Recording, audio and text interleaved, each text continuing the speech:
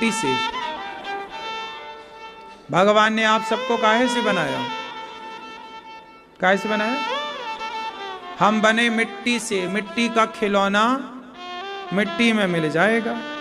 अच्छा एक बात बताओ, भगवान ने हमें माटी से ही काहे बनाया? सोने से क्यों नहीं बनाया? चांदी से क्यों नहीं बनाया? भगवान एक बार बहुत खुश हुए, बहुत प्रसन्न, भगवान नाच रहे। देवता आए, देवताओं ने कहा प्रभु आप क्यों नाच रहे हैं? आज मैं बहुत खुश हूं। भगवान ने कहा क्यों? बोले आज मैंने श्रेष्ठतम आकृति बनाई है, सबसे सुंदर जो मुझे बहुत प्यारे हैं मैंने मनुष्य बनाए हैं। जब भगवान ने आपको बनाया, भगवान ने कुत्ता बनाए, बिल्ली बनाए, चींटी बनाई, मच्छर बनाया, मगरमच्छ बनाया, शेर बनाया, चिड़िया बनाई, पक्षी बनाया, मछली बनाई, जलचर, थलचर, नभचर सब बनाए, लेकिन सबको बना करके भगवान खुश नहीं भये। भगवान खुश कब हुए?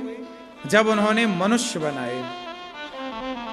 एक दिन भगवान नाच रहे, देवता बोले प्रभु काहे नाच रहे? बोले हमने मनुष्य बनाए हैं। अच्छा तो आपने मनुष्य बनाए हैं, सबसे उत्तम बनाया होगा आपने। हाँ। बोले काहे से बनाए? बोले माटी से। अरे बोले माटी जब इतना अच्छा आपने बनाया तो माटी से काहे बना दिया? सोने का बना दिया होता, चांदी के बना दिए होते। सोने का बनाते तो सोना तो उसकी आयु बहुत लंबी होती है। सोचिए कि आप सोने के होते तो कितने लंबे रहते, अर्थात कितने लंबे समय तक चलते। ये 100 साल बाद मरने की झंझट ही खत्म रहती। क्यों? तो मुझे आप लोग बताओ कि भगवान ने आपको सोने का क्यों नहीं बनाया, माटी का काहे बनाया? जब ईश्वर ने बनाया ही है, इतना अच्छा बनाया, तो माटी से काहे, सोने से क्यों नहीं? ये मैया आप बताओ, पीली मैया बैठे बैठे बताओ काहे से बनाया आपको? यदि आप सोने की बनती ना मैया तो सोने के झुमके उमके पहनने की झंझट ही ना होती, कान ही सोने का होता, पति परेशान ही ना होता, सोने का हार लाओ, फिर इस हार वार की जरूरत सोने की होती पूरी। क्यों? बहुत खर्चा बच जाता आदमियों का। सोने की लड़ाई ना होती, आदमी सोने के होते।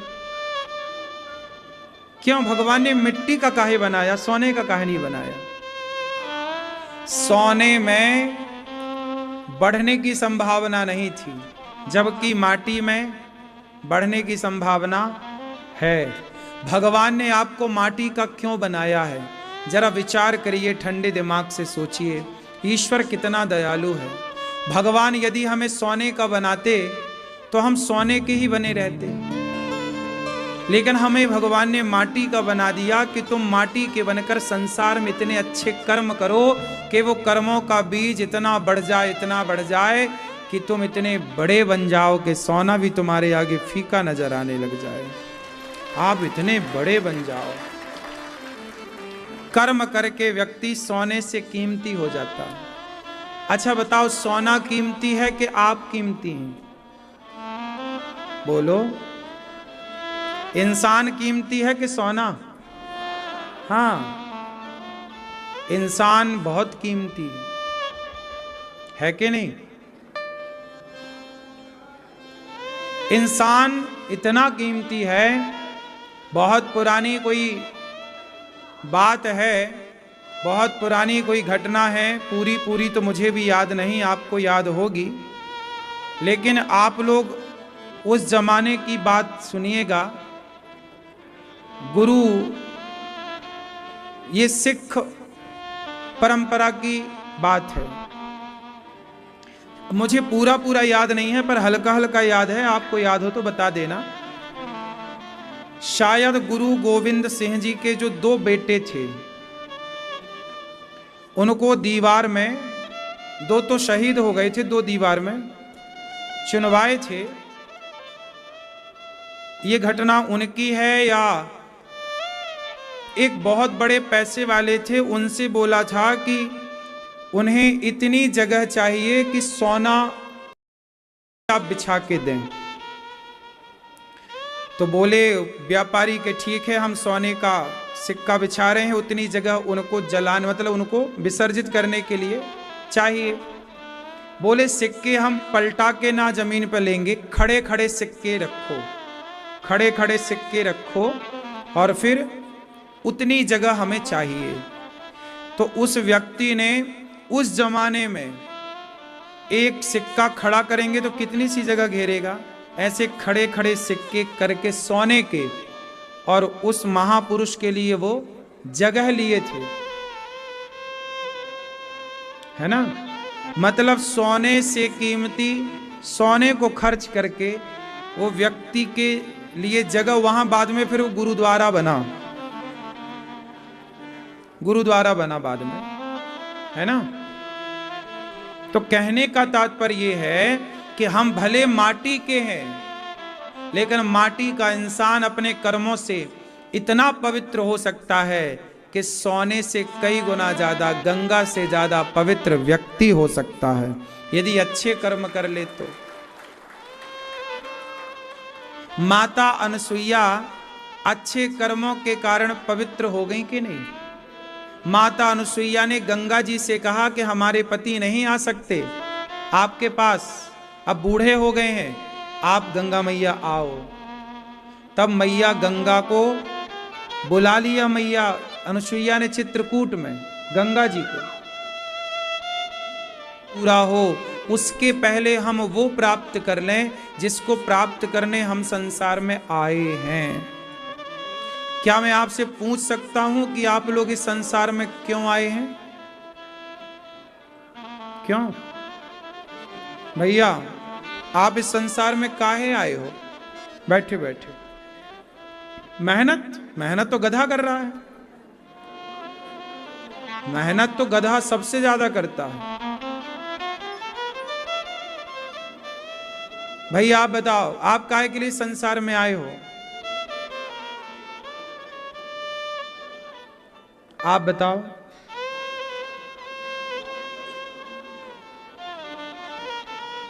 अच्छे कर्म करने, ईश्वर की प्राप्ति करने। आप बताओ, कर रहे हो भजन भगवान का कि केवल बता ही रहे हैं? लोग बता भी देते हैं कि हम भगवान को पाने आए हैं, क्या पाप आए? क्या प्राप्त कर पाए? क्यों टोपी वाले भैया क्यों आए हो संसार में?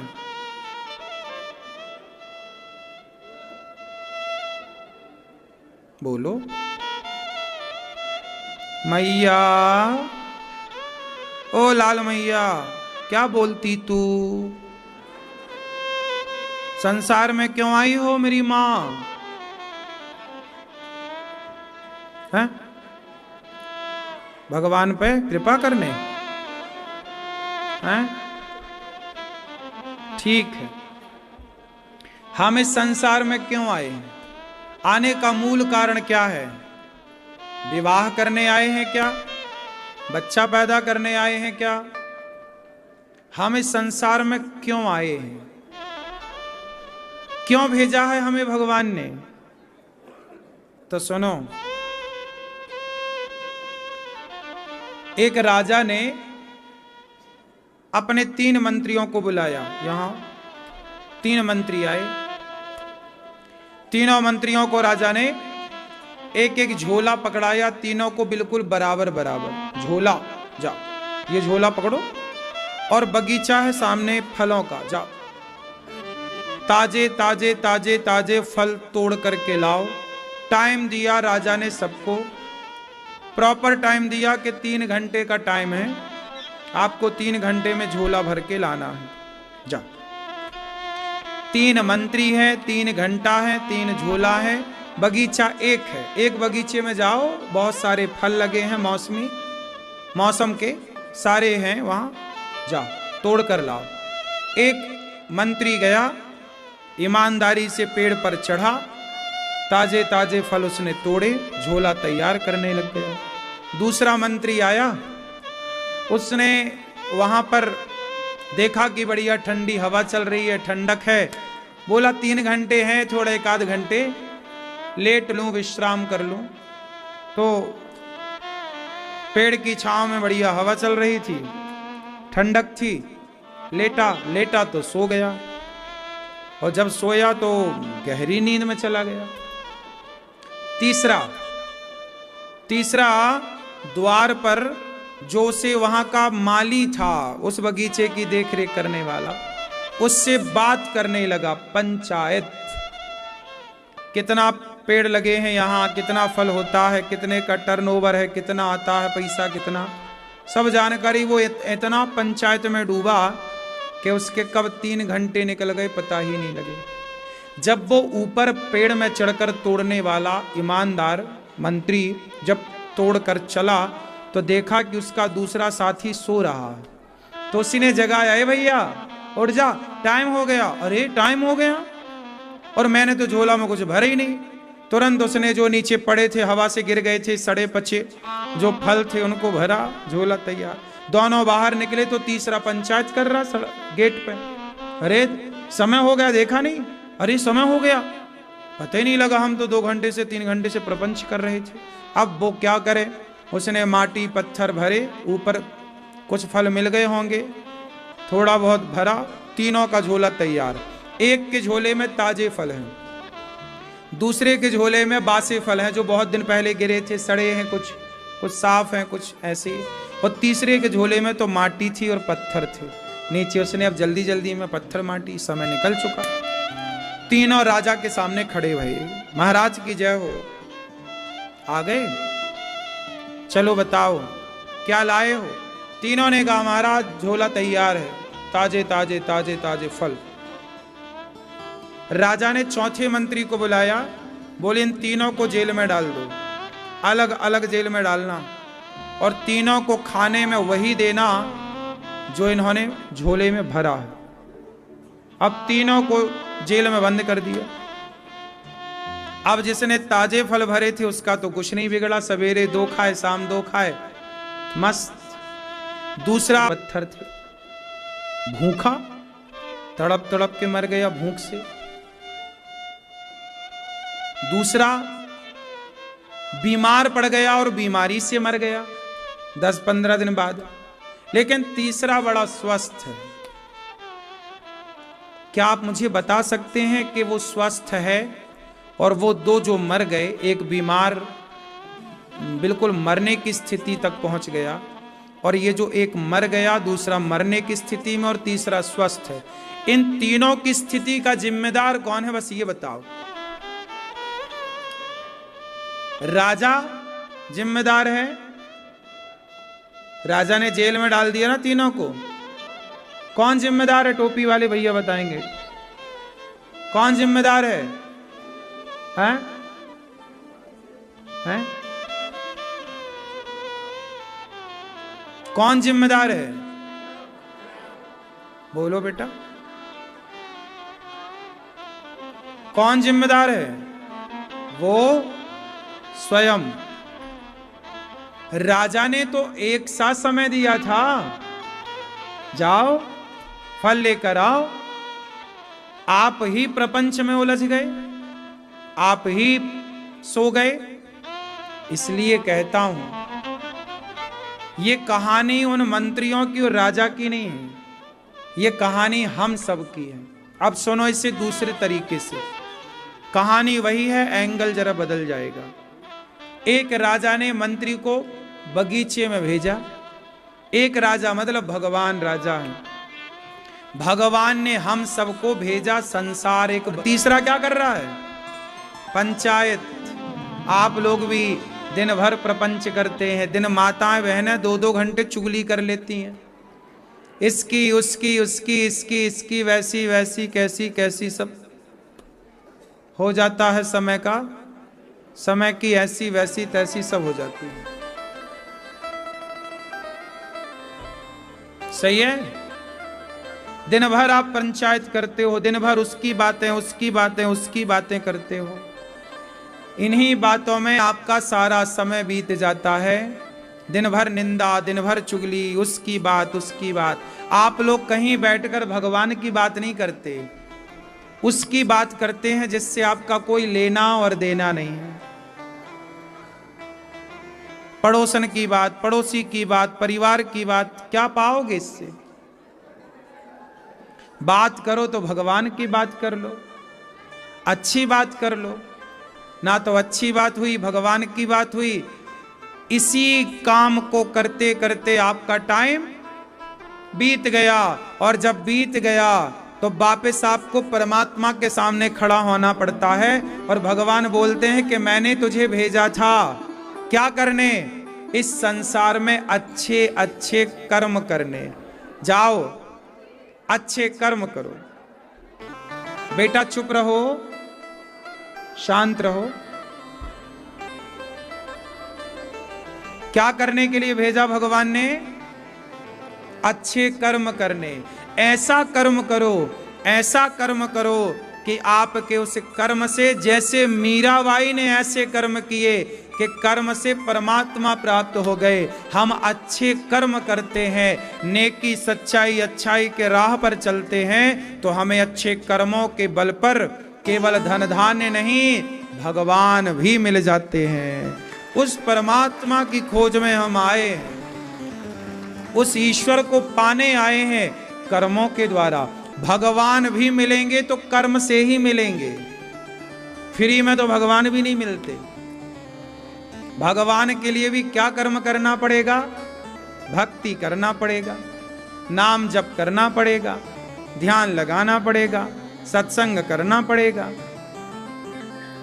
तो आपको ये सब कार्य करना पड़ेगा, तब जाकर के भगवान की प्राप्ति होगी। बात समझ में आई? तो एक राजा ने 3 मंत्रियों को भेजा। वो मंत्री सब हम सब हैं, इस संसार में आके अच्छे कर्म करते हैं। अब आप डिसाइड करो कि आपको अच्छे कर्म करना है।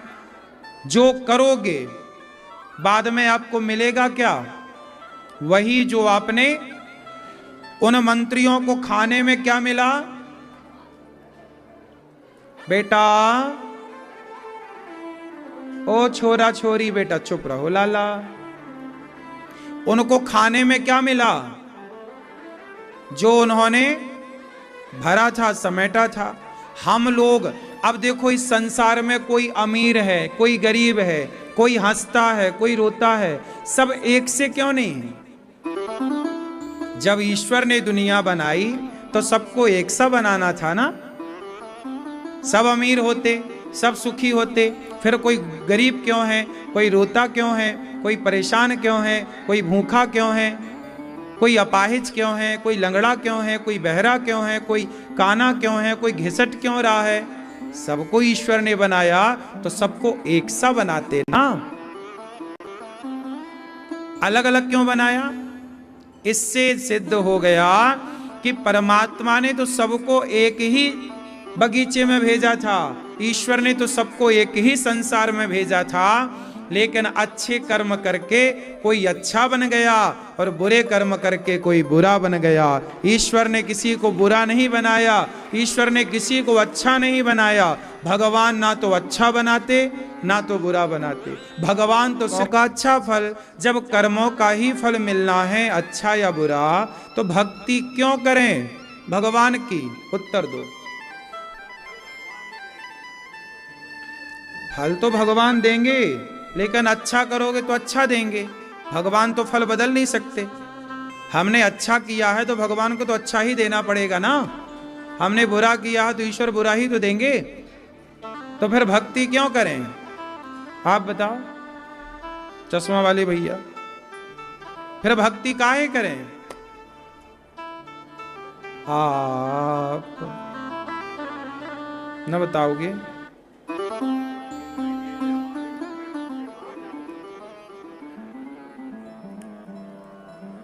नहीं, अच्छे भाव तो होंगे ही। सही है, ठीक कह रहे हो, ये भैया बताएंगे। हमारे ईश्वर को पाने के लिए भी कर्म ही करते रहे, कर्म करते रहे, मिल जाएंगे। कर्म से तो मिलेंगे, बिना कर्म के तो ये भी नहीं मिलते। भक्ति काहे करें, भगवान की शरण में काहे जाएं? सवाल ये है। जब कर्मों का फल ही हमें भोगना है, अच्छा और बुरा, तो हम भक्ति क्यों करते हैं? आप भक्ति करते हैं लेकिन आपको पता ही नहीं कि भक्ति क्यों करते हैं।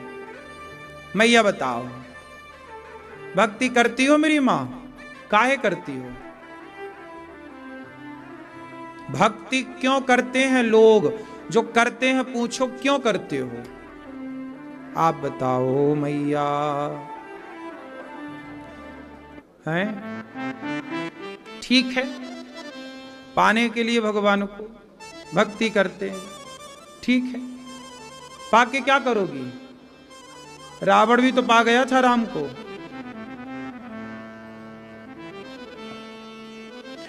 देखो, इसका मूल जो रहस्य है, कारण है, वो ये है कि हम क्या हो रहा है हमारे साथ, एक लफड़ा चल रहा है हम सबके साथ।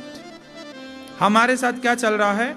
हम लोग पुण्य करते हैं तो पुण्य का फल भोगते हैं, पाप करते हैं पाप का फल भोगते हैं। 84 के चक्र से बच करके मोक्ष का अधिकारी हो जाता। भगवान को पा लेना मतलब जन्म मृत्यु से बच जाना। अच्छा, अब मैं आपको ये भी बताऊं कि मोक्ष क्या है, मुक्ति क्या है। अच्छा ये बताओ, आप वृंदावन, यही है मोक्ष, कि जब संसार के चिक चिक से, संसार की खटपट से आप छूट करके सदा के लिए आनंद के घर में चले जाएं, वही मोक्ष है। जैसे वृंदावन, इसको भी एक सामान्य रूप, उदाहरण के रूप में आप मोक्ष मान लीजिए। ये आप घर से आ गए वृंदावन तो क्या हो गया? 7 दिन के लिए आए, मतलब 7 दिन के लिए मोक्ष है आपका। मुक्ति, परिवार से मुक्ति, घर के काम धाम से मुक्ति, घर की चिक चिक से मुक्ति। हाँ, 7 दिन के लिए आए तो 7 दिन के लिए मुक्ति। यही ऐसे ही अभी आपकी 7 दिन की मुक्ति है। सदा की मुक्ति चाहते हो तो भगवान की शरण में जाओ। ये बार बार का संसार में आना, ये बड़ा चिकचिक है, बड़ा कष्टदायक है। इससे सदा के लिए मुक्त होना, वही यथार्थ मुक्ति है। आप लोगों को मुक्ति का स्वाद लग जाए। मुक्ति क्या है? अच्छा, मुक्ति का मतलब ये नहीं कि हम दोबारा ना आए, नहीं, बार बार आए, लेकिन क्या बनकर आए? देखो, आप इस संसार में बार बार आओ, मीरा की तरह आओ, सूरदास जी की तरह आओ, तुलसीदास जी की तरह आओ। ये सारे संत कौन है? ये मुक्त संत हैं। आते हैं, भक्ति का प्रचार प्रसार करते हैं, फिर मुक्ति की ओर चले जाते हैं, भगवान के धाम में बैठ के आनंद करते हैं। जितनी बड़ी ये पृथ्वी है, इससे कई गुना बड़ा भगवान का एक धाम है। उस धाम में भगवान के तमाम भक्त रहते हैं, मुक्ति वाले। भगवान वहीं से सप्लाई करते रहते हैं, जाओ काम करके आओ, फिर वहीं चले जाओ। तो वो मुक्ति है। एक तो वो पिसा जा रहा है, जन्म मृत्यु, और एक वो है जो अलग है उससे। तो अलग होना चाहते हैं तो एक ईश्वर की शरण में जाएं। इसलिए जो भगवान के आश्रित होता है, नमे भक्त्या प्रणश्यति, भगवान कहते हैं जो किसकी? सत्य की कि झूठ की? सही बताओ, आप सच्ची बोलती हो कि झूठ बोलती हो? हाँ? सच बोलती हो? कितने बच्चे हैं आपके? एक। आपकी बच्चा है? एक ही है? आपका ही है ना? अरे आपका कहाँ है? बाहर रहता है, फॉरेन है। पति कहाँ है? आपके ही हैं?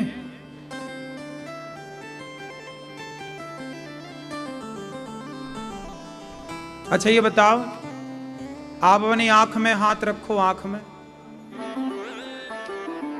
उस जगह हाथ रखो, शरीर के उस अंग में हाथ रखो जिस अंग को आप कह सको कि ये मेरा है। रखो। अब वो शरीर का कौन सा हिस्सा है जो आपका, जो कह सको कि ये मेरा है? कोई भी नहीं है, कोई भी नहीं है। आंख यदि आपकी थी तो अंधी क्यों हो गई? बुढ़ापे में कम दिखने लगता, कमर आपकी थी तो दर्द क्यों आ गया, पांव आपके थे तो बुढ़ापे में दर्द क्यों हो गया। कुल मिला के निष्कर्ष निकला कि शरीर भी अपना नहीं है। जब शरीर भी अपना नहीं है और ये मैया कह रही है कि आंख मेरी है और ये पति मेरा और बच्चा मेरा है, अब बताओ जब शरीर भी मेरा नहीं है तो पति और बच्चा मेरा हो सकता है? उत्तर दो जोर से। नहीं हो सकता। हो सकता है? तो अभी तो आप कह रही थी कि मेरा बेटा मेरा पति, तो यह झूठ हुआ कि नहीं? बोलो। अभी आप झूठ बोल रही थी कि सच बोल रही थी?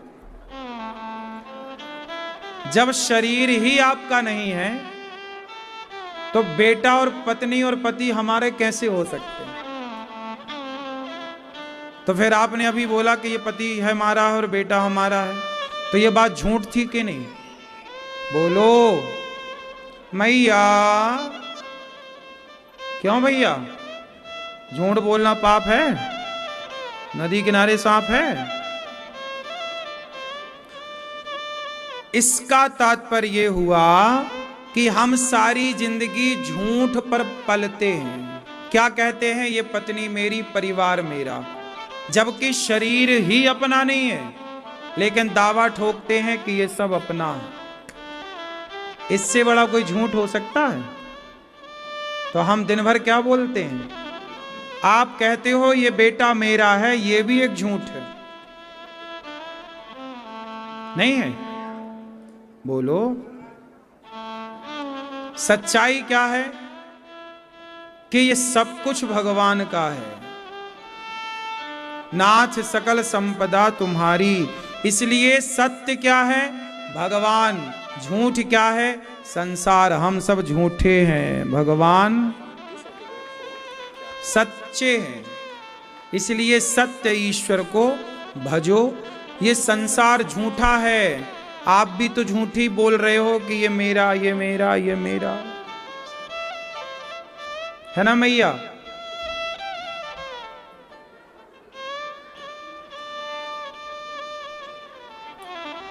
मैया, झूठ है कि सच है? सब कुछ मेरा है, सब कुछ भगवान का है, इसमें से क्या सही है? सच क्या है? ये बच्चा मेरा है, ये बच्चा भगवान का है, क्या सही है? बोलो। हम लोग झूठी दावा कर रहे हैं। ये जमीन जो है ना, ये स्क्वायर फीट की हम लोगों ने रजिस्ट्री करा ली, वैनामा करा लिया, और हम लोगों को लगा कि अब हम इसके मालिक बन गए। भूस्वामी कौन है? पृथ्वी का पति कौन है? बोलो। यथार्थ में पृथ्वी का पति कौन है? भूस्वामी कौन है? बोलो भाई। जब पृथ्वी को हिरण्याक्ष ने पाताल में छिपा दिया, समुद्र में छिपा दिया, तो पृथ्वी की स्थापना किसने की? 12 भगवान ने। 12 भगवान ने आकर के हिरण्याक्ष को मारा, अपने दांतों में पृथ्वी को रखा और पृथ्वी की स्थापना की। मतलब पृथ्वी के पति कौन है? बोलो। भगवान।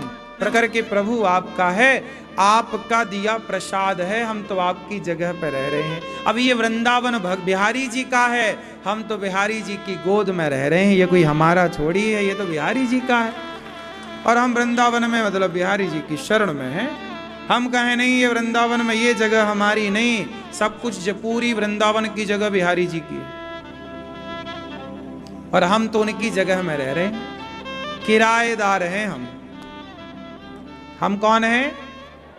किराएदार। तो समय से किराया दो। जो घर आपका है ना, आप उस घर के मालिक हो कि भगवान मालिक हैं? बोलो। जिस घर में आप रहते हो उस घर को ये भाव रखो कि ये भगवान का घर है, हम भगवान के किराएदार हैं। हम क्या हैं? भगवान के। और किराया चुकाओ। आप भगवान के किराएदार हो, किराया चुकाते हो? क्या चुकाते हो बताओ?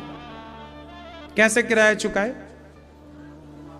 हाँ, रोज सवेरे शाम उनका ध्यान करो, उनका सुमिरन करो, उनका स्मरण करो, रोज भगवान का नाम जप करो और ये भाव रखो कि हमने यदि आज 10 माला जपा तो ये 10 माला मतलब आज हमने भगवान का किराया चुका दिया, आज का किराया चुक गया। नाम जप करो, ध्यान करो, इतना ही तो बस बात है।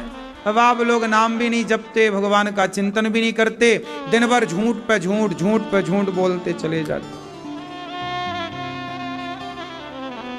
दिन भर उल्टे सीधे काम करते करते आदमी मर जाता है। सारी जिंदगी आदमी उल्टे काम करता है, फिर बाद में कष्ट मिलता है तो रोता है, जी हम देखो बड़े दुखी हैं। तो तुम अपने कर्मन से तो दुखी हो, काहे ऐसे गलत काम किए कि तुम दुखी हो गए, वरना तुम्हें कौन दुखी कर सकता है?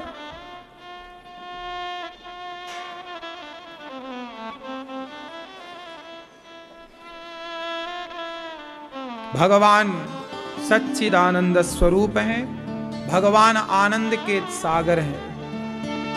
संसार में हमें सुख मिलता है, पत्नी आपको क्या देती है? सुख। पति आपको क्या देता है? सुख। बच्चे आपको क्या देते हैं? सुख। दुकान मकान पैसा क्या देता है आपको? सुख। सब में आपको सुख मिलता है, लेकिन जहां से सुख मिलता है वहीं से दुख भी मिलता है। लेकिन भगवान की शरण में जाओगे तो भगवान सुख ना देंगे, सुख जहां मिलेगा वहां से दुख भी मिलेगा, पर भगवान की शरण में जाओगे तो आनंद मिलेगा। इसलिए सच्चिदानंद भगवान क्या देते हैं? आनंद। और आनंद का उल्टा कुछ नहीं होता, सुख का उल्टा क्या होता है? दुख। जहां से सुख मिला है वहां से दुख भी मिलेगा, क्योंकि प्रकृति है ना, जो आपको हंसाता है वही आपको रुलाता है, ये नेचर है। पत्नी जब तक रहेगी सुख देगी, चली गई तो पुरुष रोता है कि अब चली गई बुढ़ापे में, सुख मिला था तो दुख भी मिलेगा।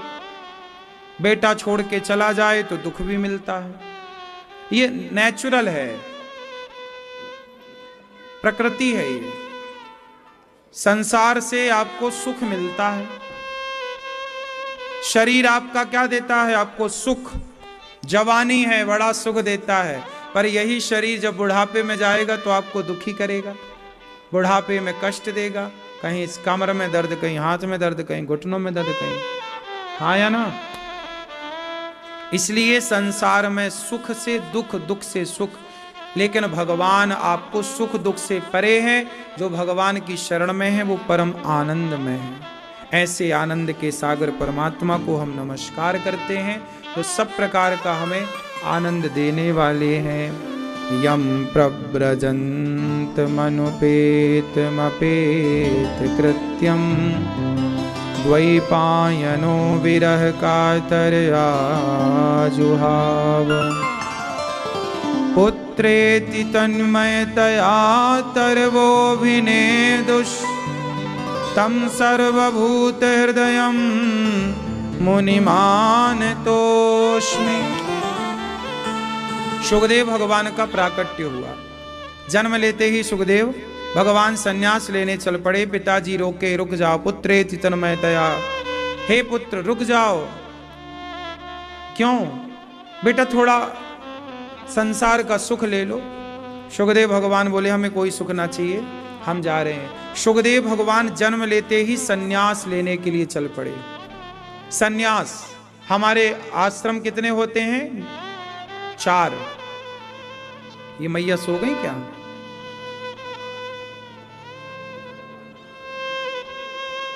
मैया राम राम,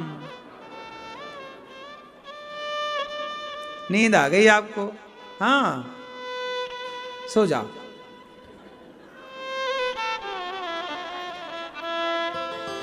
चलो, विवाह हो जाए तो पत्नी और पति में मन लगाओ और गृहस्थी में रहो। बेटा बेटी हो जाए तो बेटा बेटी का विवाह करो, और बेटी बेटा का विवाह करके फिर वानप्रस्थ की ओर, वानप्रस्थ मतलब भ्रमण, थोड़ा भ्रमण करो पति पत्नी। आजकल ना लोग शादी के तुरंत बाद भ्रमण कर लेते हैं दुनिया, हनीमून मनाने गए, और बुढ़ापे में फिर बेटा बहू की लाते जूते खाते घर में ही रहते हैं। जब निकलना चाहिए तब निकलते नहीं है, और जब निकलना नहीं है तब निकल रहे हैं। अब तुम्हारे बेटे बड़े हो गए हैं, बहुएं आ गई हैं, अब तुम निकलो, जाओ तीर्थों में रहो, भ्रमण करो, वानप्रस्थ, कुछ समय बाहर बिताओ, तीर्थों में बिताओ, बेटा बहू को जिम्मेदारी दो, कमाओ बेटा, खाओ, कंधे मजबूत होंगे बच्चों के, समय से बाप काम छोड़ देगा, समय से बच्चे पकड़ लेंगे तो समय से जिम्मेदार हो जाएंगे। एक बात बताएं, कंधे मजबूत कब होते हैं? जब समय सिर में जिम्मेदारी आती है। आज के छोरा छोरी बिगड़ काहे रहे हैं? आज के लड़के काहे बिगड़ रहे हैं? क्योंकि समय से माँ बाप ने जिम्मेदारी नहीं दी। खुद बाप कहता है कि अरे मैं तो खुद कमाता हूं, मैं तो खुद करता हूं, खुद बाप ही सब काम कर रहा, दुकान वही चलाएगा, दुकान साग सब्जी वही लाएगा, सब शॉपिंग वही करेगा। अरे बच्चों को पता ही नहीं है कि आलू का भाव क्या चल रहा है, नमक का भाव क्या चल रहा है, आटे का भाव क्या चल रहा है, क्यों दाल का भाव क्या चल रहा है। अरे बच्चे को पता ही नहीं है तो बच्चे कीमत कहां करेंगे वो आलू और दाल की और रोटी की। पहले के लोग बड़े समझदार थे। बच्चों का विवाह होता उसके पहले ही बच्चों के कंधे पे जिम्मेदारी देते, ले बेटा अब ये घर गृहस्थी तुम्हें चलाना है, नमक रोटी की भरपाई तुम करो, जाओ कमाओ। आजकल का बच्चा पढ़ के आता है, बेटा तुम आराम करो, हम कमा रहे, हम कर रहे हैं। बच्चे बैठते नहीं है काम में, पिता के संग हाथ बटाते नहीं है।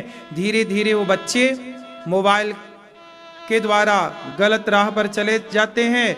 वो सोचते हैं हम पापा को खूब पैसा देंगे, ऑनलाइन गेम खेलने लग जाता पैसे वाला। पता चला 5 लाख हार गया, 5 लाख हार गया। अब कमाया तो 1 रुपया नहीं और 5 लाख हार गया, है ना। पिताजी से कहा पापा वो देखो हम 5 लाख हार गए। पापा बोले कोई बात नहीं, ये ले 5। अरे उसको बोला हमारा बाप तो बढ़िया धन्ना सेठ है, उसने फिर खेला, बोले अब जीत के दूंगा, 5 फिर हार गया। ऐसे ही में औलाद बिगड़ जाती है। सुनो, ये जो गेम खेल के आजकल के छोरा छोरी पैसा पाके धन्ना सेठ बनना चाहते हैं ना, ऑनलाइन गेम होता, क्या बोलते इसको, गेम होता ना। आजकल लोग ये जुआ है, सिंपल भाषा में, ये पुराने भाषा में क्या चाहिए, एक प्रकार का जुआ है, ऑनलाइन जुआ कह सकते हैं आप। जुआ खेल के आज तक कोई धन्ना सेठ बना हो तो नाम बताओ। ये जो जुआ खिलाने वाले मोबाइल पे कंपनियां बैठी हैं, ये अपना नुकसान थोड़ी करेंगी, ये तो आपको लत लगा के आपसे बर्बाद लूटना चाहती हैं और आप इसके शिकार बन जाते हैं। इसलिए कोई जुआ खेल के पैसे वाला बनता तो फिर आदमी काम क्यों करता, सब जुआ खेलते। आओ हम सब फिर जुआ ही खेलें, मेहनत क्यों करें।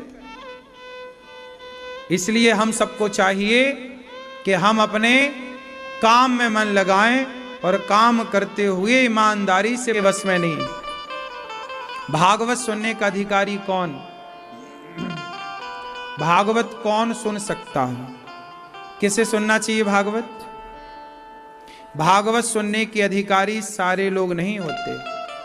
भागवत वही सुन सकता है जिसके अंदर भगवान के प्रति प्रेम हो। आजकल प्रेम तो होता नहीं है, भगवान के चरणों में प्रीति होती नहीं, कैसे काम बने। आज समाज में प्रेम की बड़ी कमी है, प्रेम नहीं है। माता शबरी जैसा प्रेम हो तो राम के मिलने में देर थोड़ी लगती है। प्रहलाद जैसा प्रेम हो, मीरा जैसा प्रेम हो तो मिलने में देर थोड़ी लगती है। अच्छा एक बात बताओ, भगवान में कमी है कि हम में कमी है, बोलो।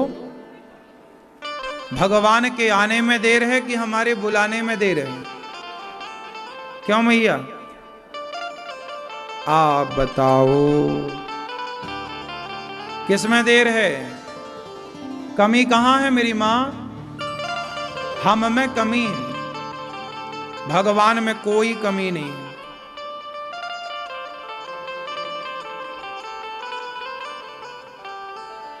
हो तुमने आंगन नहीं बुहारा, चंचल मन को नहीं सुधारा, कैसे आएंगे भगवान, कैसे आएंगे भगवान। भगवान तो आने को तैयार हैं, आ जाते हैं राम, कोई बुला कर देख ले। राम नाम अति मीठा है, कोई गा कर देख ले। राम नाम अति मीठा है, कोई गा कर देख ले। आ जाते हैं राम, कोई बुला कर देख ले। आ जाते हैं राम, कोई बुला कर देख ले। तो कोई बुलाने वाला हो तो भगवान आए, अब कोई बुलाते नहीं तो भगवान आते नहीं। एक बार देवराज इंद्र ने कहा कि हम कथा सुने। सुखदेव भगवान बोले आप प्रेमी बनकर आते तो सुनाते, पर आप कथा के अधिकारी तो हो नहीं। कथा का अधिकारी ना मानकर कथा नहीं सुनाई। सुखदेव भगवान ने इंद्र को, इंद्र ने तराजू बांधी, एक पलड़े पर भागवत जी को रखा, दूसरे पलड़े पर स्वर्ग के सुखों को रखकर तौला तो भागवत जी का पलड़ा भारी था।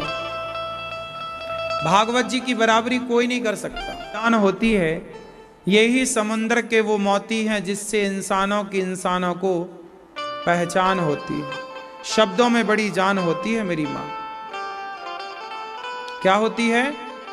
शब्दों में जान होती है। शब्दों में ऐसी जान होती है कि वो जान किसी की जान ले भी ले और किसी में जान डाल भी दे। हैं? शब्दों में बड़ी जान है। अब देख लो ना, शब्दों का जादू। कैकई ने मंथरा के शब्दों को सुन लिया, पत्थर दिल बन गई कि नहीं? पत्थर बना दिया कि नहीं? कैकई के शब्दों ने राम को वनवास भेज दिया कि नहीं? शब्दों ने ही तो कहा था राम वनवास जाओ। बोलो हाँ, कैकई के शब्दों ने राम को वनवास भेज दिया। इसलिए एक शब्द कहते हैं, शब्दों को शब्द संभाल के बोलिए, शब्द के हाथे न पाओ। एक शब्द औषधि करें, एक शब्द करें घाव। शब्दों को संभाल कर बोलना चाहिए। ऐसे शब्द बोल दिए जाएं कि आपको गुस्सा आ जाए, क्रोध आ जाए। यदि शब्दों से क्रोध आ सकता है तो शब्दों से कृष्ण भी तो आ सकते हैं। आपका शब्दों से मन व्यथित हो सकता है, शब्दों से आपका मन यदि अशांत हो सकता है तो शब्दों से मन शांत भी तो हो सकता है, नहीं हो सकता? इसलिए जी के शब्द मन को अशांत करते हैं कि शांत? बोलो। हृदय में क्रोध की उत्पत्ति होती है कि कृष्ण की? जब भागवत सुनेंगे तो स्थापना कृष्ण की होगी। इसलिए ये भागवत जी के जो शब्द हैं, जब प्रत्येक शब्द कथा का कानों से जाता है तो मन को शांत कर देता है, मन की सारी अशांति समाप्त कर देता है। इसलिए कथा सुनना चाहिए। देवराज इंद्र ने कथा कहा कि स्वर्ग भगवान की कथा से क्या मिलता है? कथा सुनने से भक्ति बढ़ती है, ज्ञान बढ़ता है, मन चारों ओर से भटकने वाला स्थिर हो जाता है। कानों से कथा के द्वारा भगवान ही प्रवेश करते हैं। जैसे एक एक बूंद जल से जल बिंदु निपातेना क्रमशः पूर्यते घटः, जैसे एक एक बूंद जल डालने से एक दिन घड़ा भर जाता है। ऐसे कथा के शब्दों से एक न एक दिन हमारा हृदय भगवान के प्रति भावों से भर जाता है, प्रेम से भर जाता है। कथा का एक एक शब्द रस रूप है और वो कानों से अंदर जाता है तो हमारे हृदय को प्रेम से भरता है, भक्ति से, भावों से भर देता है। भाव, कई बार कथा सुन के आपकी आंखों में आंसू आ जाते हैं। कथा का इतना प्रभाव है कि आंखों को गीला कर देता है। जब कथा से आंसू आ सकते हैं, जब आंखें गीली हो सकती हैं, तो हृदय भी तो हमारा भगवान से भर सकता है। मन मंदिर में भी तो भगवान आके स्थापित हो सकते हैं, नहीं हो सकते? जो होगा कथा से ही होगा। इसलिए सत्संग करना ही चाहिए प्रत्येक प्राणी को।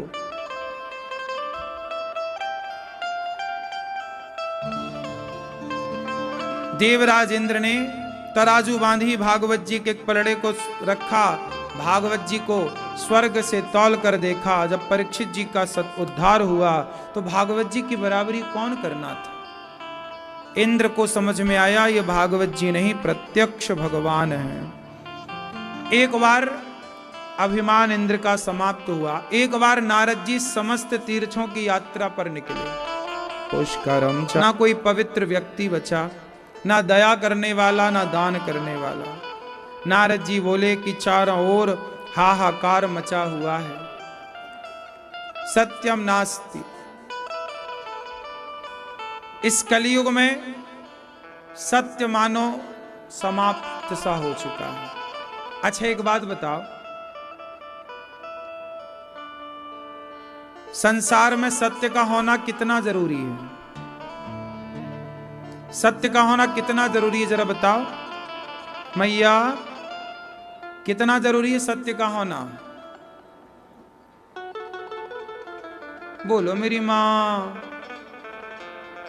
कितना जरूरी है?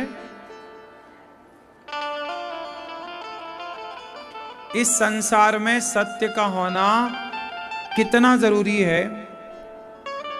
जितना जरूरी सूर्य का होना है, चंद्रमा का होना है, पानी का होना है, हवा का होना है, इतना ही जरूरी सत्य का होना है। ये धरती टिकी काहे पर है? बोलो, किस पर टिकी है धरती? जोर से, सत्य पर। आप सत्य बोलते हैं कि झूठ बोलते हैं? हैं? मैया क्या बोलती हो मेरी मां? झूठ बोलती हो आप? नहीं, सभी को क्यों ले रही हो? अपनी बात करो, सबको ना घसीटो। तो आप पूरा झूठ बोलती हो? कितने परसेंट झूठ बोलती हो आप? 80? फिर 40? 50-50? 40% सच बोलती हो, 60% झूठ है।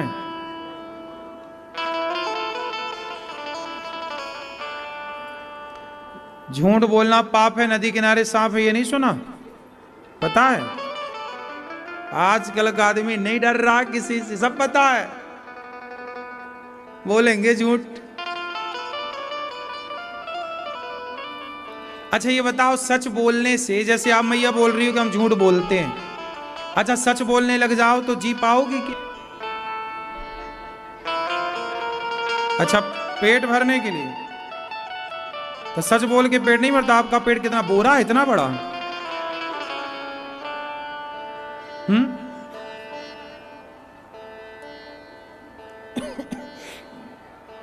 अच्छा आपके यहां दूध वाला आता है तो आधा पानी आधा दूध लाता है कि पूरा पूरा दूध लाता है? नहीं तो आपको तो ऐसे ही मिलना चाहिए, आधा दूध आधा पानी।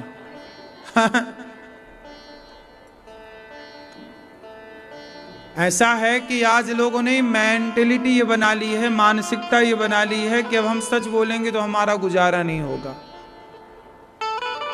जरा विचार करो कि कौरवों ने झूठ बोल करके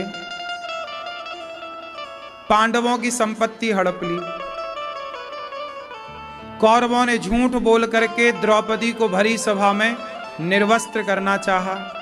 कौरवों ने भरी सभा में द्रौपदी का अपमान झूठ के बल पर किया। जुआ झूठ के बल पर हुआ। पांडवों का धन झूठ के बल पर हड़पा गया। लेकिन उस झूठ का परिणाम क्या हुआ?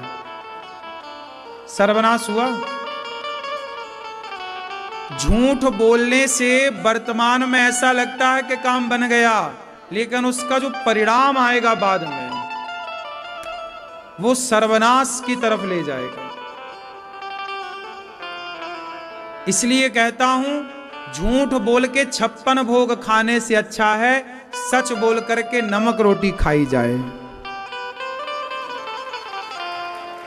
56 भोग झूठ बोल के खाओगे तो वो 56 भोग पेट में दर्द पैदा कर देगा, लेकिन ईमानदारी की नमक रोटी सदा पचेगी, सदा आपको स्वस्थ रखेगी। इसलिए कोशिश करिएगा कि हमारा जीवन सत्य पर आधारित हो। झूठ कपट से हम बचें। और जो ये मानसिकता बनाते हैं ना कि नहीं जी चल ही नहीं सकता झूठ के बिना गुजारा, संसार में आज भी ऐसे लोग हैं जो सच के मार्ग पर चलते हैं और सच की रोटियां खाते हैं। पर जिसकी आदत हो गई झूठ का खाने की, उसे ऐसा लगता है कि नहीं जी अब ईमानदारी से कमाओ, ईमानदारी से चलो, किसी को छलो मत, किसी को ठगो मत, किसी को बेवजह परेशान ना करो। आज हम परेशान क्यों होते हैं? दूसरों को परेशान जो करता है वो स्वयं परेशान होता, जो दूसरों को परेशान नहीं करता वो खुद भी परेशान नहीं होता। अच्छा एक बात बताओ, भगवान जो है वो साथ किसका देते हैं, झूठ का कि सच का? और आप यदि झूठ के साथ हो तो भगवान आपका कभी साथ देंगे? फिर इसलिए भगवान आपके साथ हों, इसके लिए आपको सच के साथ होना चाहिए। अच्छा ये बताओ, आपके पति को जो पसंद है खाने में वो आप बनाती हो कि नहीं? बच्चों को जो पसंद है बनाती हो कि नहीं? यदि बच्चों की पसंद का आप ख्याल रखती हो मां, पति की पसंद का ख्याल रखते हो आप, पत्नी की पसंद का ख्याल रखते हो आप, जब सबकी पसंद का ख्याल रखते हो तो भगवान की पसंद का ख्याल रखो ना। ईश्वर की पसंद क्या है बताओ? ईश्वर की पसंद क्या है, सच या झूठ? ईश्वर की पसंद क्या है? सच। और आपकी पसंद क्या है? ईश्वर की पसंद है सच और आपकी पसंद है झूठ। तो बताओ फिर भगवान से हमारा संबंध कैसे जुड़ेगा? दोनों के विचार अलग हो गए ना भाई। आपकी विचारधारा कहती है कि झूठ बोले बिना गुजारा नहीं होगा, और भगवान की विचारधारा कहती है कि मैं उसके संग हूं जो सत्य के साथ। तो ईश्वर और आप दोनों की विचारधारा अपोजिट हो गई, अलग अलग हो, उल्टा हो गई। आप अलग, ईश्वर अलग। इसलिए अपने को सरेंडर कर दो। सुदामा गरीब थे माना की, पर गुजारा हुआ, सत्य के राह पर चले, आज तक लोग जानते हैं। इसलिए मेरी मां, भगवान के साथ रहना है तो सत्य के साथ रहना। मैं सत्य के साथ इसलिए चलता हूं, मुझे रोटी नहीं मिले तो नहीं मिले, सत्य के राह पर चलूंगा तो मरूंगा, इससे ज्यादा क्या होगा। लेकिन सत्य के राह पर चलने वाले को ही भगवान की प्राप्ति होती है। तो मरना तो वैसे भी है, तो झूठ बोल के मरे उससे अच्छा सच बोल के मरे। क्यों मेरी मां? चिड़िया तो ना झूठ बोलती है ना सच बोलती, उसको तो बोलना ही नहीं आता। ना बोलने वाली चिड़िया को भी भगवान ने भूखा मरने दिया क्या? बोलो। जब ना बोलने वाली चिड़िया, ना बोलने से मतलब है वो अपनी भाषा में तो बोलती है, कुछ चौं चौं चौं चौं करती रहती है, लेकिन वो हमारे हिसाब से तो ना सच बोलती है ना झूठ बोलती है। लेकिन ना बोलने वाली चिड़िया का भी जब पेट भगवान भर रहे हैं, तो फिर हम सच बोलेंगे तो हमारा पेट भगवान नहीं भरेंगे? ये तो विश्वास की बात है ना मेरी मां, भरोसे की बात। इसलिए कहता हूं भगवान पर भरोसा रखिए। हम झूठ के पाले में ना जाएं, हम सच के पाले में रहें, सच की तरफ रहें। एक राजा थे, उनका नाम था हरिश्चंद्र। क्या नाम था? राजा हरिश्चंद्र। उन्हें क्यों जानते हैं जरा बताओ? क्योंकि वो झूठ बोलते थे, क्योंकि वो परम सत्यवादी। एक राजा थे हरिश्चंद्र, उनका नाम था। उनकी पत्नी का नाम क्या था मैया? नहीं पता? अच्छे लोगों के बारे में जानती नहीं हो। बेटे का नाम, पत्नी का नाम था तारा, पुत्र का नाम था रोहित। सत्य के लिए उन्होंने कितनी कठिन परीक्षा दी। अब जरा आप अपने को देखिएगा और दूसरी तरफ हरिश्चंद्र को देखिएगा, कितना अंतर है हम में और हरिश्चंद्र में। हरिश्चंद्र बाजार में बिकने को तैयार हैं। पूरी कहानी इस तरह से है कि एक दिन राजा हरिश्चंद्र ने एक सपना देखा। सपने में देखा कि उन्होंने एक महात्मा को, एक संत को अपनी सारी राज्य सत्ता दान कर दी। दूसरा दिन हुआ, उनके यहां वही संत आ गए जिनको सपने में देखा था। भोजन प्रसादी कराया, सबको बिठा के भोजन कराया, और भोजन कराने के बाद उनको कह दिया कि महाराज आज हमने तो सपना देखा और उसमें सपने में हमने सब कुछ आपको दान कर दिया। तो मैंने सपने में दान दिया तो मैंने दे तो दिया, भले सपने में दिया, तो मैं देना चाहता हूं। संत जी बोले भैया तेरी इच्छा है तो दे दे। अब राजा हरिश्चंद्र ने सब कुछ दान कर दिया। बोले मैंने अपनी गद्दी, अपनी सत्ता, अपना खजाना, अपना राज्य, अपनी भूमि, अपना गौधन, हाथी, सब कुछ आपका। संत जी बोले भैया ये तो तूने सपने में जो दान दिया वो तूने दे दिया, ये बता कि अभी हमने जो भोजन किया उसकी दक्षिणा कहां है? भाई तुम भोजन कराओगे हमें तो दक्षिणा भोजन के बाद होती है। राजा बोले मैंने तो आपको सब दे दिया। अरे वो तो आपने सपने में जो देखा था उसके अकॉर्डिंग दिया, हमने तो प्रत्यक्ष भोजन किया, उसकी दक्षिणा दो। हरिश्चंद्र बोले अब दक्षिणा, अब मैंने जब सब खजाने दे दिए तब दक्षिणा कहां से लाऊं और कहां बची? ब्राह्मण संत क्रोधित हो गए, बोले नहीं हम इतने सारे साधु आए तेरे द्वार पे, तूने भोजन कराया, दक्षिणा तो दी नहीं, दक्षिणा लाओ वरना हम तुम्हें श्राप देंगे। अब हरिश्चंद्र घबराए, महाराज मुझे 1 महीने का समय दो। अब साधु बोले कि देखो हम राजा बन गए, सुनो 1 महीने तुम क्या करोगे? बोले काम करके पैसा कमाएंगे। संत बोले हमारे राज्य में काम मत करना, चलो यहां से। हरिश्चंद्र को वहां से नगर से निकाल दिया गया। सोचिए एक राजा सपने में दान देता है, प्रत्यक्ष दे देता है, वो कह दे कि मैंने सब दिया है बाबा जी, नहीं देता दक्षिणा, क्या कर लो? नहीं नहीं नहीं, धर्म कुछ कहता है। मैं आपका ऋणी हूं। कितना चाहिए महाराज? कम से कम 1100 स्वर्ण मुद्राएं तो लाओ। उस जमाने में स्वर्ण मुद्राएं चलती थी, सोने के सिक्के, तो 1100 स्वर्ण मुद्राएं लाओ। ठीक है। राजा हरिश्चंद्र राजसी कपड़े उतार कर तारा, बेटा रोहित नगर से निकल गए। सारी प्रजा देख करके रो रही है, महाराज हमारा इतना अच्छा राजा कहां जा रहा है? बोले क्या करें, हमने सपने में सब दान किया है, सो हमें लगा जब सपने में किया तो करना ही चाहिए। राजा हरिश्चंद्र काशी आए। काशी में काम मांग रहे हैं सबसे, भैया थोड़ा हमें काम दे दो, हमें 1100 स्वर्ण मुद्राओं की जरूरत है। काम तो मिलता था लेकिन एक महीने में इतना पैसा वो जोड़ ना पाते। अब तीनों हरिश्चंद्र ने कहा कि अब गंगा जी में हम डूब करके मर जाएंगे, क्योंकि अब महीना पूरा होने को आया, केवल एक दिन शेष बचा।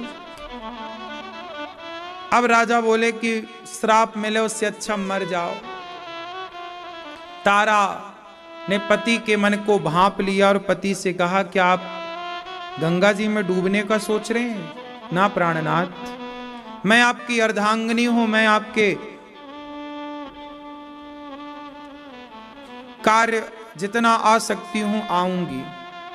तारा ने भरी बाजार में आवाज लगाई कि मैं अपने आप को बेचना चाहती हूं, है कोई मुझे खरीदने वाला? अब तारा जैसी पतिव्रता नारी बाजार में बिकने को तैयार है। किसके लिए बिक रही है? सत्य के लिए, कि हमारे पति के सत्य की रक्षा हो जाए। अब बाजार में लोग आए, कितना मूल्य लोगी? बोले 1100 स्वर्ण मुद्राएं। लोगों ने कहा इतना तो नहीं देंगे। एक पंडित जी आए, बोले मेरी पंडितानी बीमार पड़ी है, काम धाम उससे होता नहीं है, तुम हमारे घर का झाड़ू पोंछा कर दोगी, पूजा की तैयारी कर दोगी और थोड़ा भोजन प्रसादी बना दोगी? ठीक है, बना दूंगी महाराज, 500 स्वर्ण मुद्राएं दूंगा। ठीक है, 500 स्वर्ण मुद्राएं लेकर के अपने पति, लोग खा पी के मर जाते हैं दूसरों का धन, समझते नहीं है कि ईश्वर की अदालत में 1 रुपए का लेन देन किसी का शेष नहीं बचता, भगवान चुकवा लेते हैं। सही है। पत्नी बिक गई तारा, पुत्र बिक गया रोहित। अब राजा हरिश्चंद्र ने अपनी बोली लगाई, है कोई मुझे खरीदने वाला? एक चांडाल आया। चांडाल मतलब शमशान का जो काम करता था, मुर्दा जलाने का, जो भी वहां का पैसा जलाने का जो एक शुल्क होता था, शमशान का भी एक नियम होता है, वो पैसा लेके मुर्दे को जलाने की परमिशन देना। तो एक डॉम आया, उसने कहा कि तुम हमारे साथ काम करोगे हमारे शमशान में? हरिश्चंद्र बोले ठीक है। 500 स्वर्ण मुद्राएं दी गई, टोटल 1100 स्वर्ण मुद्राएं हुई। महीने का अंतिम दिन था। ब्राह्मण साधु के पास जाकर राजा हरिश्चंद्र ने कहा, महाराज मैं आपके ऋण से ऋण हो गया, मैंने कहा था कि 1 महीने में आपका चुकाऊंगा, ये देखिए मैंने आपका चुकाया। तीनों प्राणी बिक गए इस 1100 स्वर्ण मुद्राओं के चक्कर में। और ये भी इसलिए सत्य है, कह दिया था तो किया, है ना मेरी माँ? हरिश्चंद्र 40% वाले नहीं थे, लेकिन 100% वाले थे। उन्हीं हरिश्चंद्र के देश में आप जैसी स्त्रियां रह रही हो, जो आज 40% की बात चल रही है। हरिश्चंद्र बिक गए बाजार में। अब वो शमशान में चांडाली का वो काम करने लग गए, कोई भी मुर्दा आता उनसे टैक्स लेना, कफन लेना और बड़े प्रेम से उन्हें जलने की परमिशन देना। जो मुर्दे के लिए सामान खाद्य पदार्थ आए वो सब खा के हरिश्चंद्र अपना पेट भरते थे। पत्नी तारा, भगवान जब परीक्षाएं लेते हैं ना तो थोड़ी और कठिन होती हैं। उन कठिन परीक्षाओं से गुजरने के लिए ना पीठ पक्की करनी ही पड़ती है। तारा का बेटा रोहित एक दिन बगीचे में पुष्प तोड़ने गया कि काले नाग ने डस लिया। अब देखो, इसी को बोलते हैं गरीबी में गीला आटा। ये देखो दोनों मैया कैसे मस्त सो रही हैं।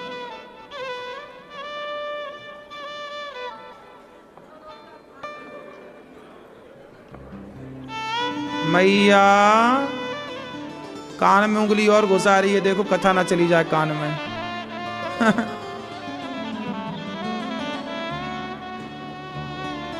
मैया राम राम।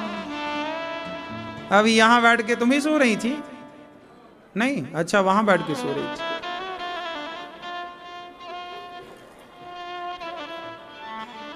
सो लो मेरी माँ। नहीं, लोरी सुनाऊं?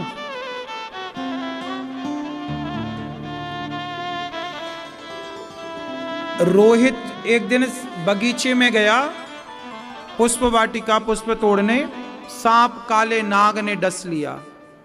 परीक्षा है ना, ईश्वरीय परीक्षा ले रहे। तारा बिक चुकी थी और तारा पर अब किसका अधिकार था? पंडित जी का।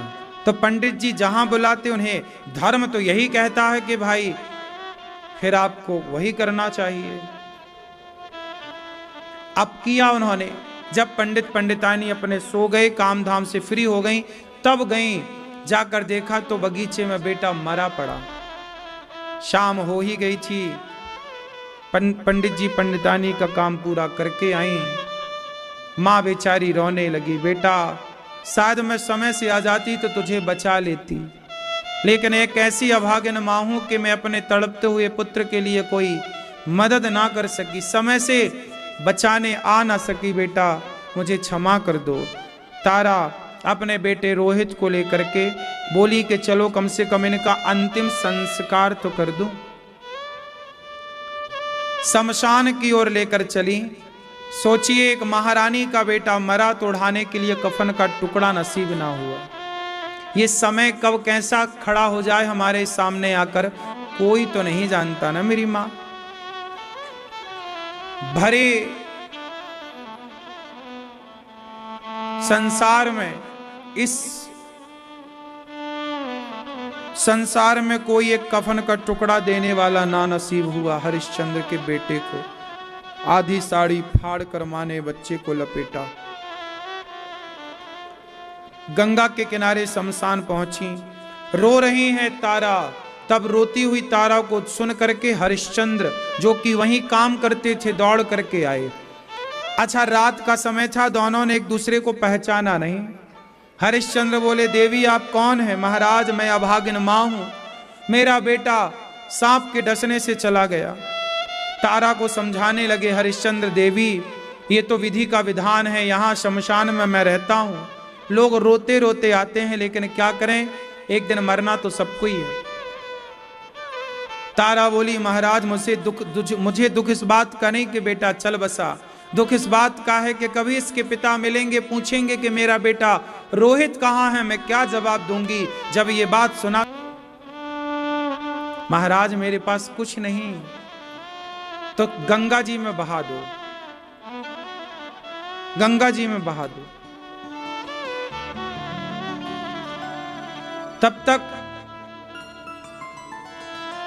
तब तक पंडित जी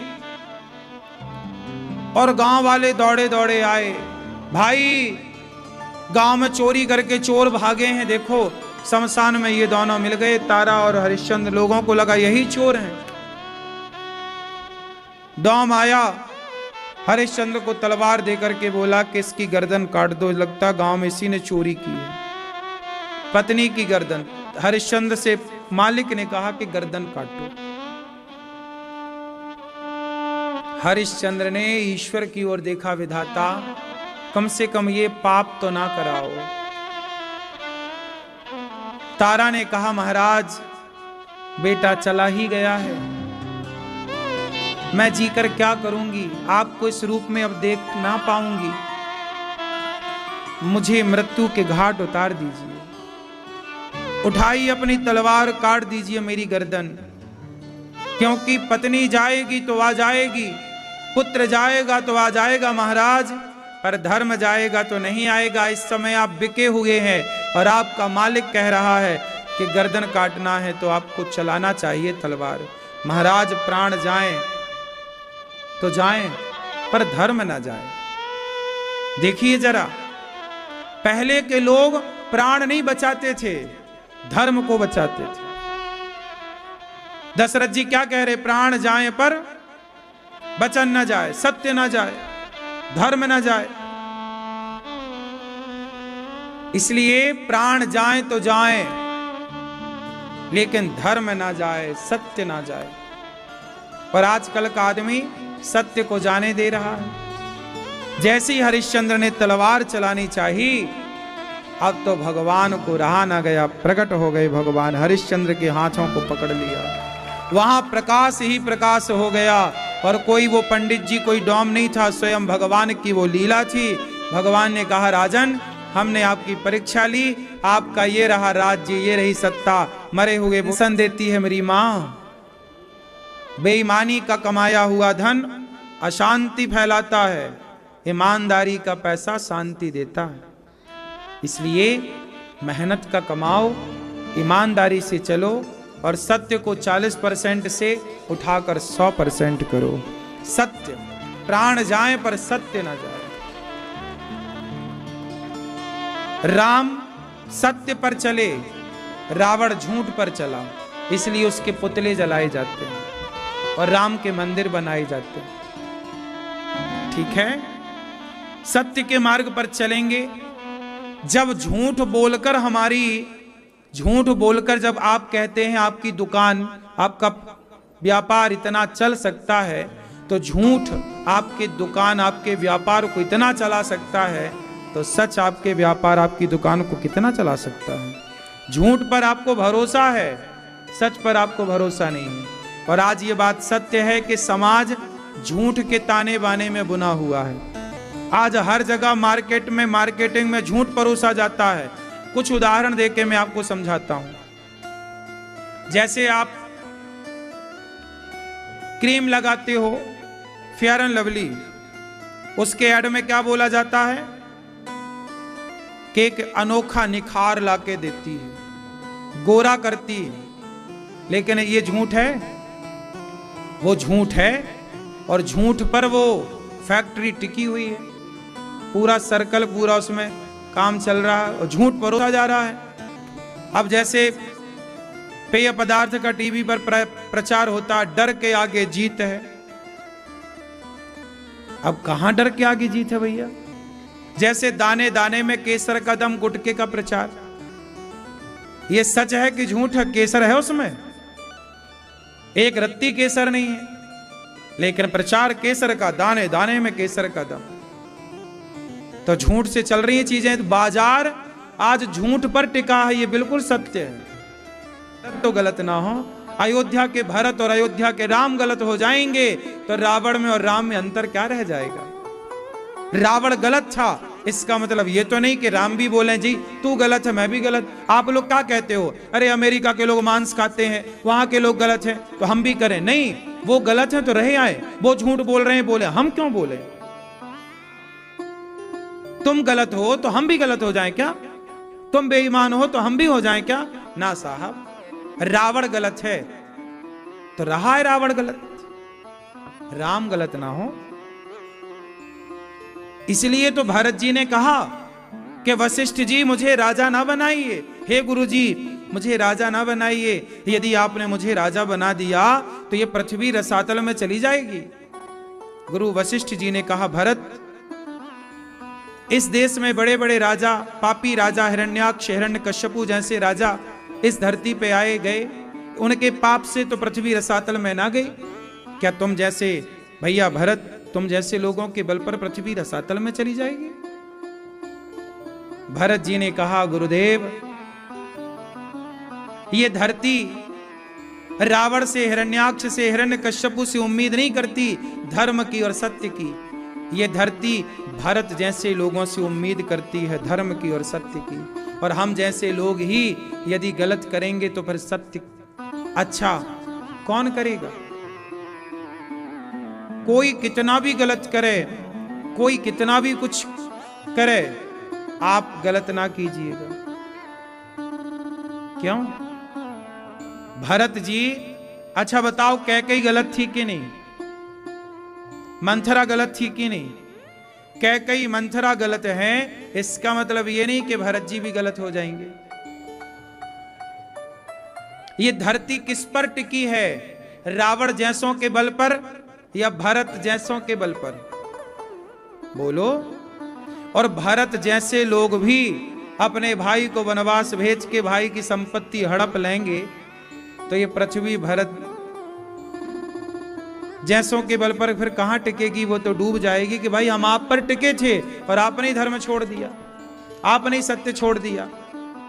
इसलिए समाज में बुरे लोग बुरा काम करें तो कोई बात नहीं, पर अच्छे लोग तो बुरा काम ना करें। आप लोग, वो लोग झूठ बोल रहे हैं, बोलने दो, मांस खा रहे हैं, खाने दो, गलत काम कर रहे हैं, करने दो।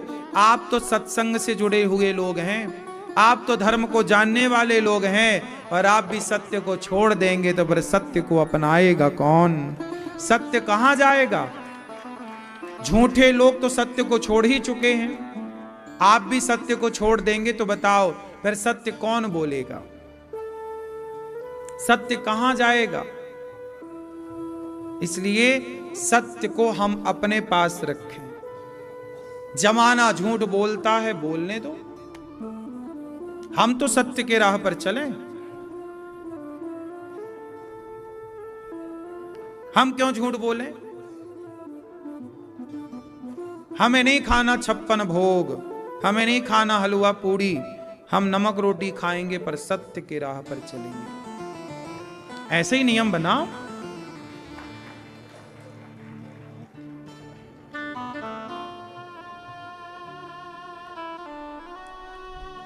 आज देखिए गौरी गोपाल आश्रम में इतनी सारी सेवाएं हो रही हैं।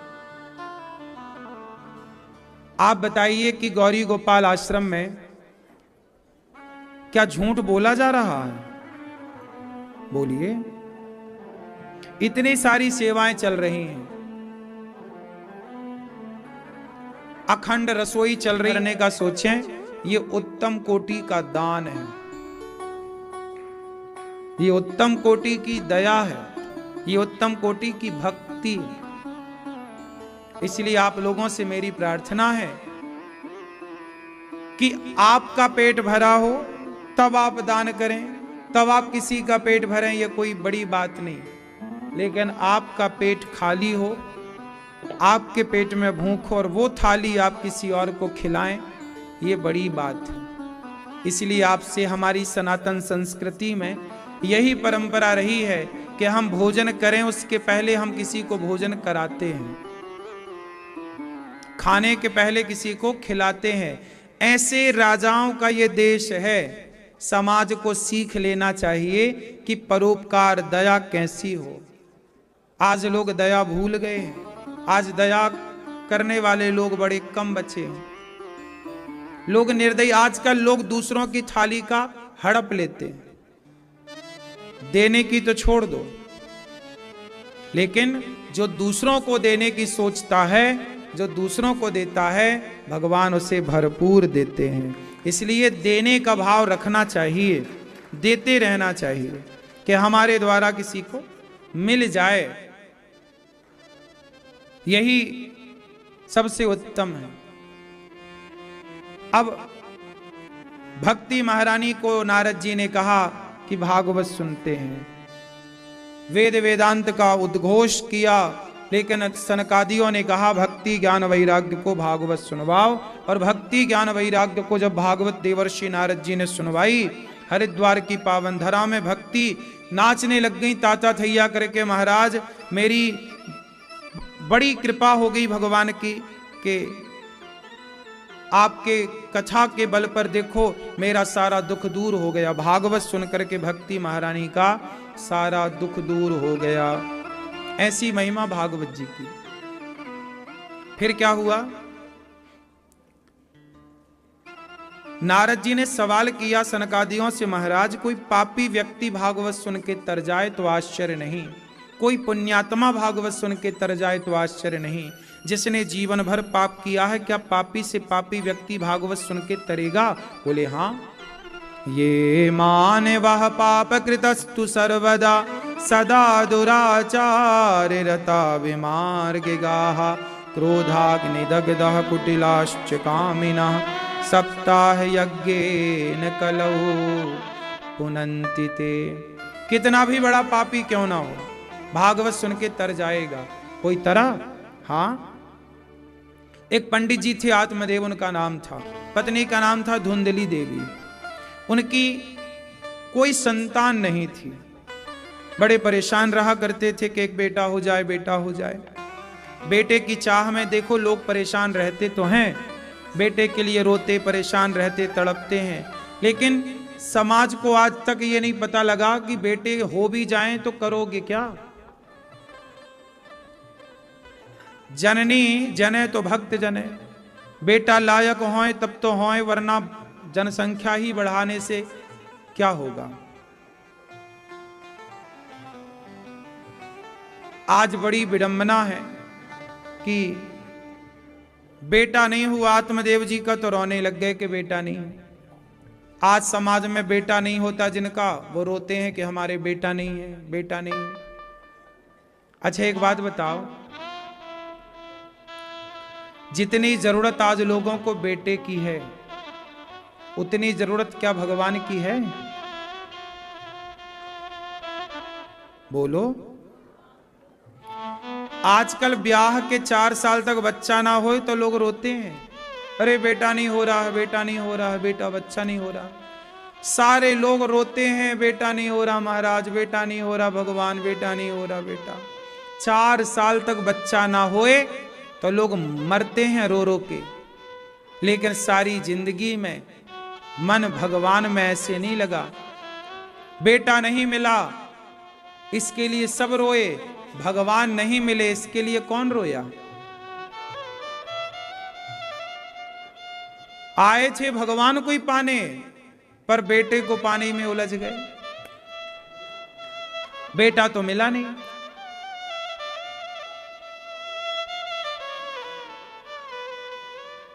बेटा पाके भी क्या करना है। भगवान करे आपके खूब बच्चे हों, लेकिन ना होए तो रोने की जरूरत नहीं।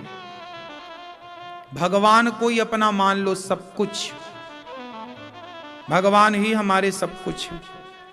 त्वमेव माता च पिता त्वमेव त्वमेव बंधुश्च सखा त्वमेव त्वमेव विद्या द्रविणम त्वमेव त्वमेव सर्वम मम देव देव। भगवान को ही सब कुछ मान लो। जैसे यशोदा ने पुत्र मान लिया, आप भी मान लो।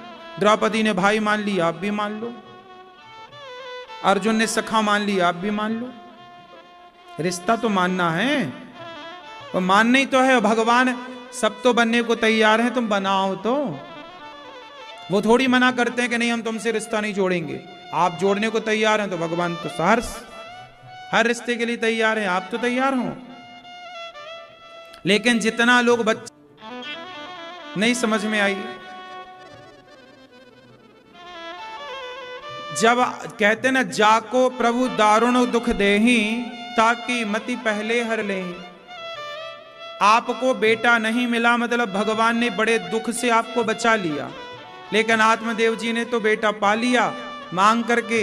अब वो बेटा उनको मार रहा है, चल पैसे ला, नहीं दिया तो लाठी डंडे जमा रहा है। आत्मदेव जी रो रहे हैं, हे विधाता बेटा नहीं था तो भी रोना पड़ा, आज बेटा मिल गया तो भी रोना पड़ रहा। क्यों? संसार में जितना रोना है आपके भाग्य का, उतना तो आपको रोना ही पड़ेगा। कोई ना रोएगा आपका रोना, आपको ही रोना पड़ेगा। हाँ या ना मैया? इसलिए अपने हिस्से का रोना अपने को ही रोना है।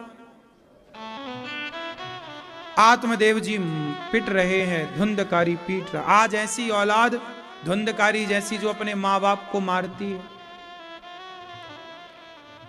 अच्छा ये बताओ, मां बाप को क्या करना चाहिए?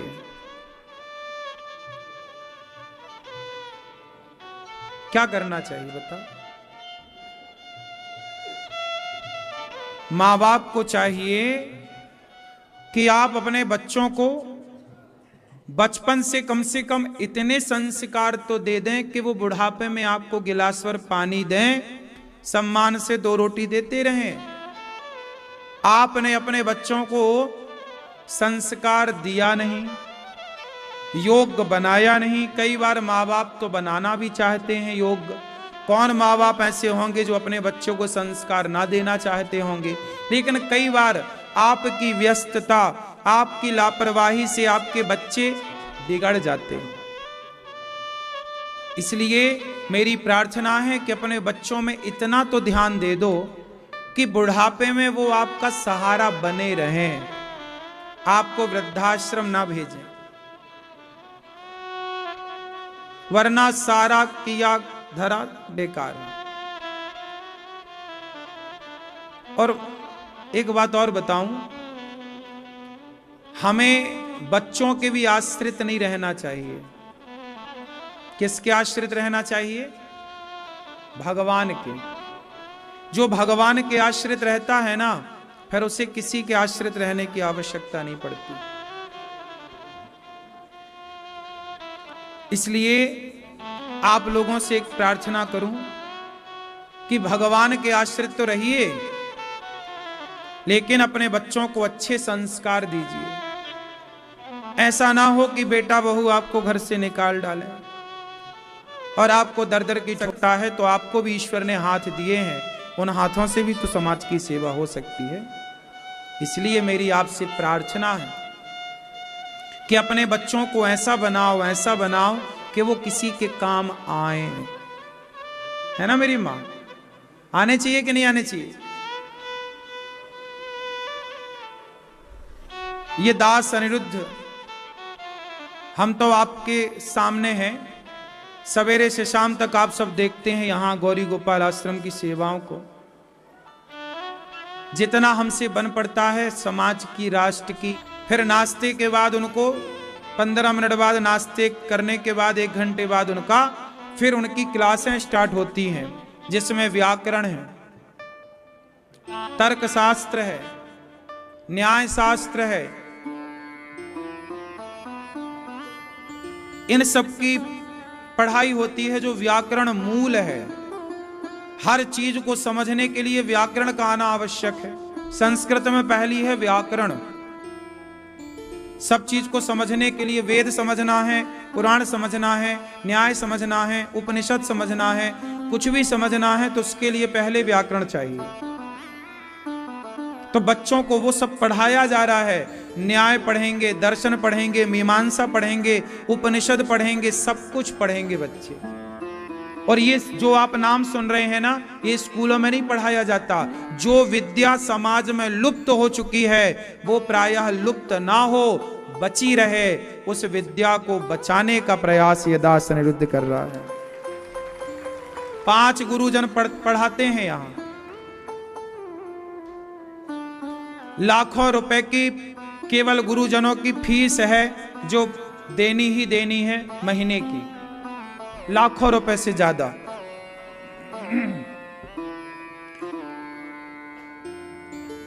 लगभग 2 लाख रुपए महीने की केवल फीस है गुरुजनों की, जो जानी ही जानी है।